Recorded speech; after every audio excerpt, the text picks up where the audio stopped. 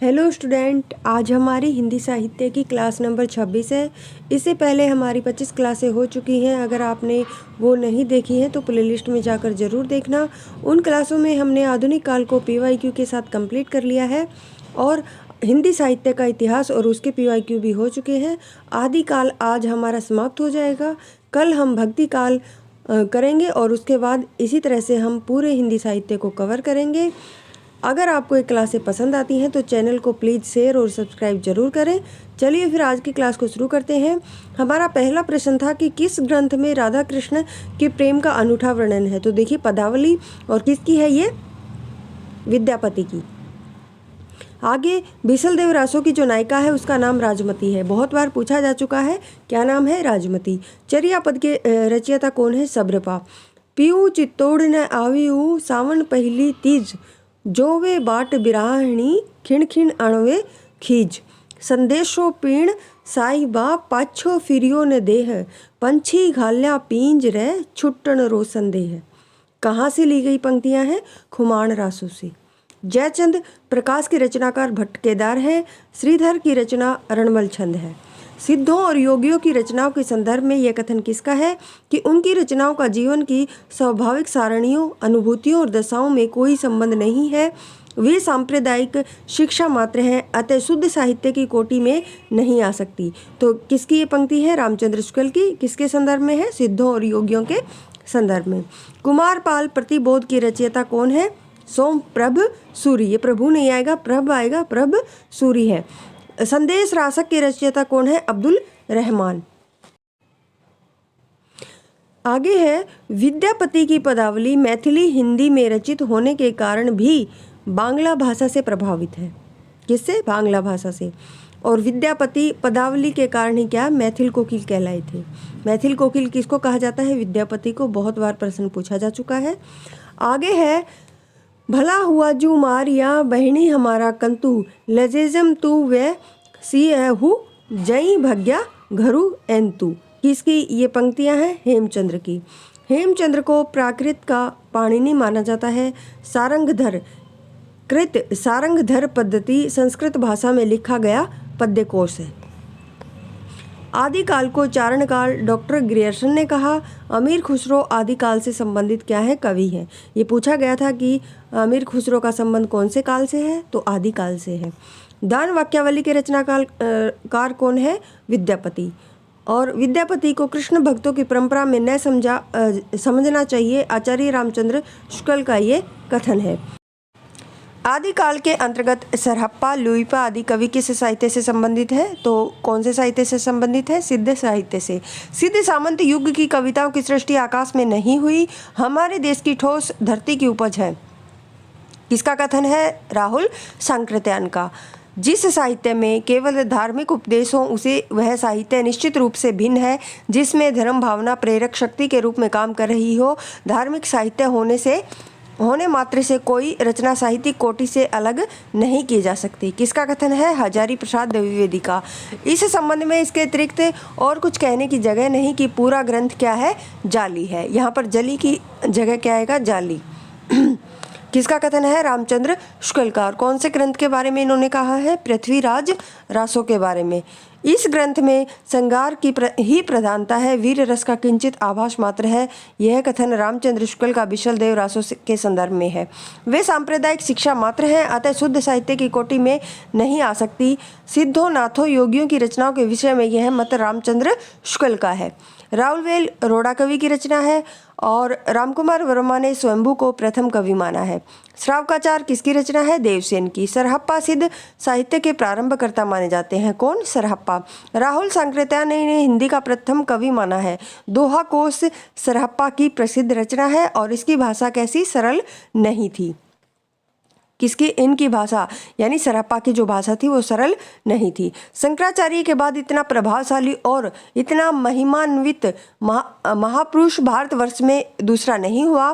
गोरखनाथ के विषय में हजारी प्रसाद द्विवेदी ने कहा। डॉक्टर दशरथ शर्मा आदि कुछ विद्वान पृथ्वीराज रासो के किस संस्करण को मूल रासो मानते हैं? तो देखिए सबसे छोटा जो संस्करण है जिसमें 1300 छंद है उसको क्या मानते हैं? मूल रासो मानते हैं। आगे बिसलदेव रासो के संपादनकर्ता माता प्रसाद गुप्त और अगरचंद नाहटा है। आचार्य रामचंद्र शुक्ल के अनुसार किस रचना के आधार पर विद्यापति मैथिल कोकिल कहलाए? तो पदावली के। और अपभ्रंश के कवियों को विस्मरण करना हमारे लिए हानि की वस्तु है, किसका कथन है? रामचंद्र शुक्ल का। इस पुस्तक की भाषा को कवि ने अवहट्ट कहा था। इसमें बीच बीच में मैथिली भाषा के प्रयोग आ गए। भाषा के अध्ययन की दृष्टि से इस पुस्तक का महत्व है। तो ये किसका कथन है? हजारी प्रसाद द्विवेदी का। और किसकी रचना के बारे में? विद्यापति की जो कीर्तिलता है उसके बारे में ये कथन है। कुवलय माला कथा के लेखक कौन है? उदोतन सूरी है। और शिव सिंह सेंगर ने पुष्य को हिंदी का प्रथम कवि माना है। किसको? पुष्य को। ये पूछा गया है, मैंने पीछे बहुत अच्छे तरीके से करवा रखा है कि किस विद्वान ने कौन से कवि को प्रथम माना है, तो उनको आप अच्छे से याद रखेंगे। आगे है रत्नाकर जोपम कथा पुस्तक का संबंध बौद्ध धर्म की वज्रयान शाखा से है। जे हाल मिसकी मकुन तगाफुल दुराए नैना बनाए बत्तियाँ। इस प्रसिद्ध पंक्ति के जो रचनाकार कौन है? अमीर खुसरो। निर्भय भीम वयायोग के लेखक रामचंद्र सूरी हैं। हिंदवी शब्द का प्रथम प्रयोग अबू सईद ने किया था। कलचुरी राजवंश के 7 कन्याओं के नक्शे के वर्णन से संबंधित ग्रंथ कौन सा है? राउल बेली है। ये राउल आएगा, राउल बेली है। आगे है राउल बेली। काम भाव और शरीर का सौंदर्य उनके यहाँ उत्सव रूप में है। विद्यापति के संदर्भ में यह कथन किसका है? राम स्वरूप चतुर्वेदी का। अपभ्रंश में दोहा काव्य की परंपरा का आरंभ जोइंदू ने किया। इनकी जो प्रमुख रचनाएं हैं किसकी? जोइंदू की परमात्म प्रकाश और योग सार। निम्नलिखित में से किस काव्यधारा में सहज भोग मार्ग से जीव को महासुख की ओर उन्मुख किया जा सकता है? तो देखिए सिद्ध साहित्य। रामचंद्र शुक्ल के अनुसार चंद्रबरदाई है जो हिंदी के प्रथम महाकवि, और पृथ्वीराज रासो हिंदी का प्रथम महाकाव्य है। शुक्ल जी के अनुसार चंद्रबरदाई व्याकरण में क्या थे? पारंगत थे। तो देखिए इसमें सत्य कथन को छांटना था, तो 2 कथन दिए हुए थे, तो आप अच्छे से याद रखेंगे कि शुक्ल जी ने चंद्रबरदाई को व्याकरण में क्या माना है? पारंगत माना है। स्वयंभू 783 ईस्वी। लुईपा का देखिए समय नहीं दिया था। और पुष्पदंत 972 और हेमचंद्र है 1088 ईस्वी। ये इनका क्या था? सही अनुक्रम। चंदन बालारास आसगु कवि की क्या है? रचना है। पृथ्वीराज रासो में कवित्व छंद का प्रयोग किया गया है। आगे है पौम तिरु के में राम का वर्णन है। इसके रचयिता कौन है? स्वयंभू। डिंगल भाषा का अर्थ होता है अपभ्रंश के योग से बनी शुद्ध राजस्थानी, यानी अपभ्रंश और राजस्थानी का मिश्रण होता है डिंगल भाषा। जो रासो ग्रंथ थे वो डिंगल और भाषा में ही ज़्यादातर रचे गए थे। आगे शुक्ल जी के अनुसार हमीर रासो के रचनाकार सारंगधर हैं। अमीर खुसरो ने हिंदी के लिए हिंदवी शब्द का प्रयोग किया। कीर्तिलता की भाषा अपभ्रंश है। देखिए मैंने पीछे भी बताया है, ये इम्पोर्टेंट है। जो हमारी कीर्तिलता और कीर्ति पताका की दोनों की भाषा क्या है? अपभ्रंश रचना है। और पदावली कौन सी भाषा में है? मैथिली में। बालचंद बिज्जावई भाषा दुहन ही लग गई दुज्जन हास। तो ये किसकी पंक्ति है? विद्यापति की। कहाँ से ली गई है? कीर्तिलता से। ढोला मारूरा दुहा में ढोला के पिता का नाम राजा नल है। गोरखनाथ का समय 11वीं सदी मानने वाले पीताम्बर दत्त भड़तवाल है। पिंगल मिश्रित भाषा की रचना पृथ्वीराज रासो है। कमान बान छुटही अपार लागत लोहा इस सारी धार। घमसान धान सब वीर शेत धान स्त्रोण बहत अशरक्त रेत। इन पंक्तियों में पृथ्वीराज की सेना व समुद्र शिखर की सेना में होने वाले युद्ध का वर्णन है। यह कहानी 16वीं शताब्दी के बाद की लिखी हुई है और रासो में प्रक्षिप्त हुई है। पद्मावती समय के विषय में यह कथन हजारी प्रसाद द्विवेदी का है। तिब्बत के 84 सिद्धों की परंपरा लुईपा से आरंभ हुई। आदिकाल के अंतिम चरण के सुप्रसिद्ध कवि अमीर खुसरो हैं। हिंदी साहित्य का प्रथम महाकाव्य पृथ्वीराज रासो है। भरत मुनि ने अपभ्रंश को देश भाषा कहा है। चंद्रबरदाई जगनीक अमीर खुसरो, ये क्या है? सही अनुक्रम है। पहले चंद्रबरदाई आएंगे, फिर जगनीक, फिर अमीर खुसरो। नाथ संप्रदाय के जो प्रवर्तक गोरखनाथ हैं। महापुराण के रचनाकार पुष्यदंत हैं। और बिसलदेव रासो की जो नायिका है वो कौन है? राजमती। मैंने पहले भी बताया है, बहुत बार पूछा जा चुका है प्रश्न। अमावस कै घड़ी झिलमिल चंदा, पूनम कै घड़ी सूर, नाद कै घड़ी व्यंद, गरजे बाजत अनहद तूर। किसकी पंक्तियां हैं? गोरखनाथ की। पाहुड़ दोहा में कड़वक शैली का प्रयोग नहीं हुआ, जबकि महापुराण, पौम चरिव और जम्बू स्वामी चरिव में कड़वक शैली का प्रयोग हुआ है। तो देखिए पूछा गया था कि कौन किसमें कड़वक शैली का प्रयोग नहीं हुआ, तो हमारा उत्तर था वो क्या था? पाहुड़ दोहा। सांकेतिक अर्थ रखने के लिए उनकी वाणियों की भाषा को संध्या भाषा कहा गया। किनकी? सिद्धों की भाषा को। आदिकाल के किस कवि की भाषा हिंदी के वर्तमान रूप के सर्वाधिक निकट है? तो अमीर खुसरो। पृथ्वीराज रसों में प्रमुख रस कौन सा है? वीर और श्रृंगार रस। राहुल सांकृत्यायन ने हिंदी का पहला कवि सहस्त्रपाद को माना है। सिद्धों की वाणियों को हिंदी काव्य धारा में किसने संग्रहित किया? तो राहुल सांकृत्यायन ने। आदिकाल के कवि सहस्त्रपाद काव्य परंपरा में विकसित नाथ पंथ के हठ योगी का पल्लवन आगे चलकर इनमें से किस कवि में हुआ? तो कबीर में हुआ। बौद्ध धर्म के सिद्धांतों में देश की बदलती हुई परिस्थितियों ने जिन नवीन भावनाओं की सृष्टि की, उन्हीं के परिणाम स्वरूप सिद्ध साहित्य की रूपरेखा तैयार हुई। किसका कथन है? रामकुमार वर्मा का। नागरी प्रचारणी सभा से प्रकाशित पृथ्वीराज रासों के संस्करण को प्रमाणिक मानने वाले विद्वान। तो देखिए मैंने आपसे पीछे बहुत अच्छे तरीके से करवाया था कि किस विद्वान ने प्रमाणिक माना, किसने अप्रमाणिक और किसने अर्ध प्रमाणिक, उनको आप अच्छे से याद रखेंगे। तो प्रमाणिक मानने वाले पूछे गए थे, तो देखिए श्याम सुंदर दास, मिश्र बंधु, मोहनलाल, विष्णुलाल पांड्या और कर्नल टोड, ये क्या है? प्रमाणिक मानते हैं। भरतेश्वर बाहुबली रास जैन काव्य धारा का ग्रंथ है। तो पूछा गया था कि कौन सी धारा का ग्रंथ है? तो जैन साहित्य का ये ग्रंथ है। कौन सा? भरतेश्वर बाहुबली रास।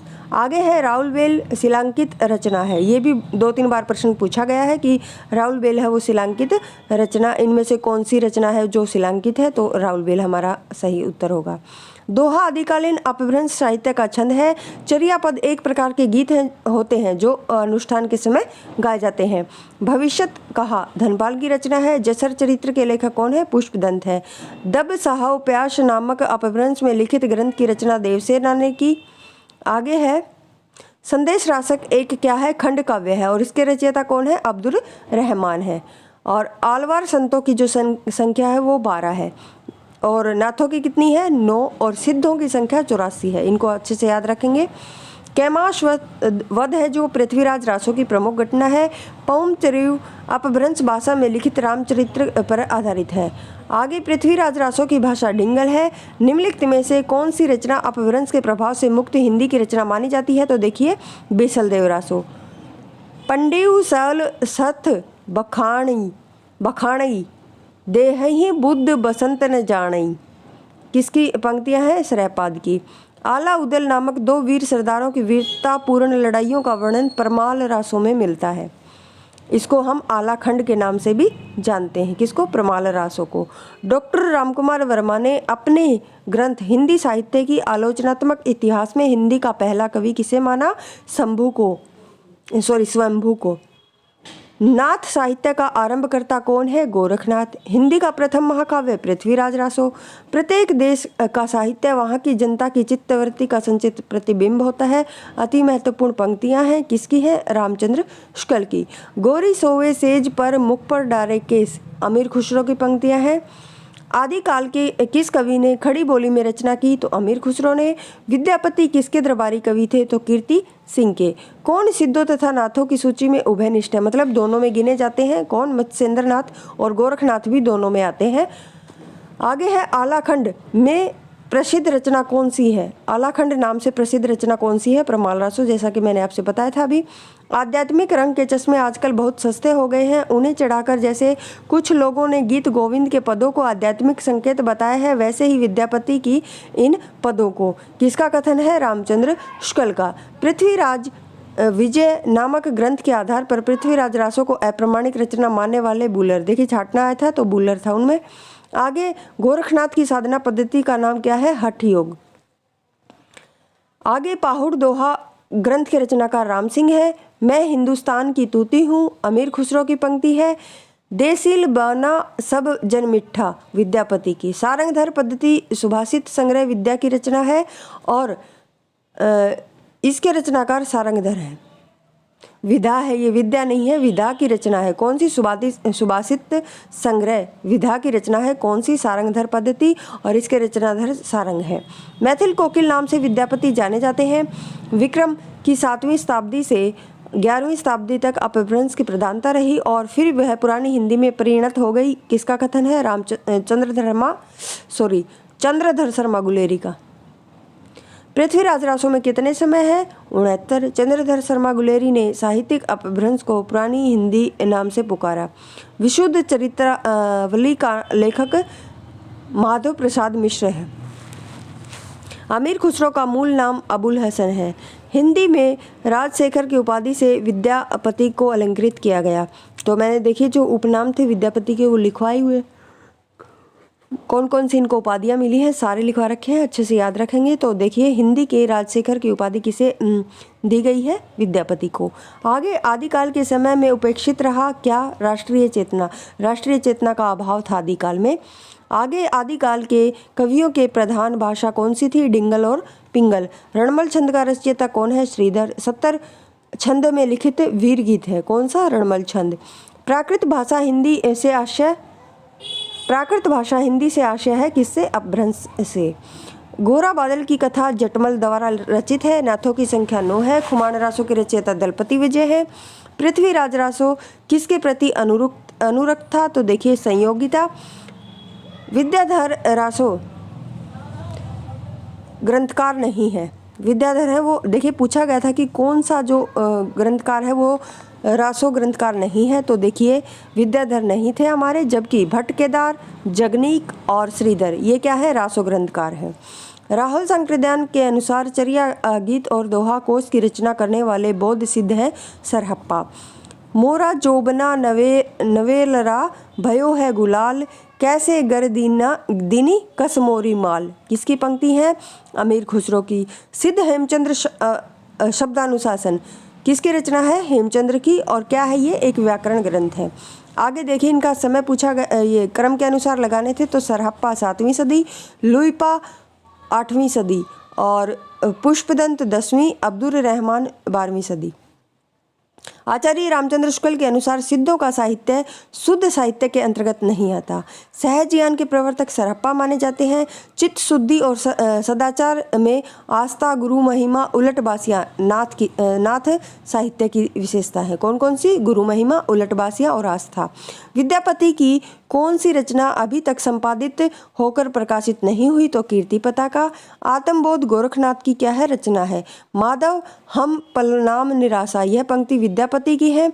बोध गानो दोहा का संपादन शास्त्री ने, हरप्रसाद शास्त्री आएगा यहाँ पर, हरप्रसाद शास्त्री ने किया। और सिद्ध कवियों द्वारा प्रयुक्त भाषा को संध्या भाषा कहा जाता है। किस रासो काव्य का मूल विषय वीर रस में होकर श्रृंगार रस है? तो बिशलदेव रासो न होकर आएगा। ये देखिए वीर रस न होकर क्या है? श्रृंगार रस है। आला खंड का दूसरा नाम क्या है? प्रमाल रासो। चंद्रधर शर्मा गुलेरी ने प्रथम कवि किसको माना है? मुंज को माना है। डोंबिपा की रचना योगचर्या है। हालाते कन्हैया किसकी रचना है? अमीर खुसरो की। आचार्य हजारी प्रसाद द्विवेदी के अनुसार 14वीं-15वीं शताब्दी के हिंदुओं, मुसलमानों, सामंतों आदियों की लड़ाइयों का जीवंत और यथार्थ वर्णन किस कृति में हुआ? तो कीर्तिलता में। किसकी है कीर्तिलता? विद्यापति की। बिशलदेव रासो में गेय शैली का प्रयोग हुआ है। जयमेंग जसचंद्रिका के रचयिता मधुकर कवि है। विद्यापति ने कुल 16 क्या है? ग्रंथों की रचना की है। ये ग्रंथ आएगा, 16 ग्रंथों की रचना की है। बिशलदेव रासो एक श्रृंगार काव्य है। अभिनव जयदेव विद्यापति को कहा जाता है। किसको? विद्यापति को। तूतीय हिंद के नाम से अमीर खुसरो को जाना जाता है। अमीर खुसरो चिश्ती संप्रदाय में दीक्षित थे। उक्ति व्यक्ति प्रकरण एक व्याकरण ग्रंथ है। प्रबंध चिंतामणि के रचयिता कौन है? मेरुतुंग। स्वयंभू, पुष्पदंत, अब्दुल रहमान, हेमचंद्र। कवियों का सही अनुक्रम पूछा गया था। तो पहले स्वयंभू, फिर पुष्पदंत आएंगे, फिर अब्दुल रहमान आएंगे और फिर हेमचंद्र।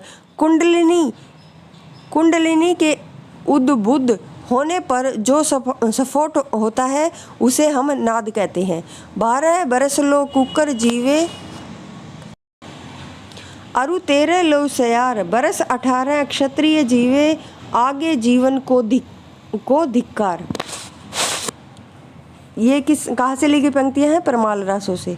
आगे है आदिकालीन साहित्य में वीर रस की रचनाओं में डिंगल भाषा का प्रयोग किया। और खाली बारी किसकी रचना है? अमीर खुसरो की। रासो शब्द की उत्पत्ति रसायन से मानने वाले विद्वान रामचंद्र शुक्ल हैं। संगीत रत्नाकर के रचयिता सारंगदेव है। दोहा को सरहप्पा की रचना है। अपभ्रंश का मुख्य छंद दोहा है। सब रस के रचयिता कौन है? मुल्ला वजही। परमात्म प्रकाश के रचनाकार योगिंदु है। मैथिली हिंदी में रचित गद्य की पहली पुस्तक वर्ण रत्नाकर है। राठौड़ा ख्यात के रचनाकार दयाल दास हैं। वैराट पुराण, गोरखनाथ, उत्तर पुराण, पुष्पदंत, कुवलयमाला, उदोतन सूरी और 9वीं शताब्दी समय देखिए। और राउलवेल रोड़ा कवि की 11वीं शताब्दी।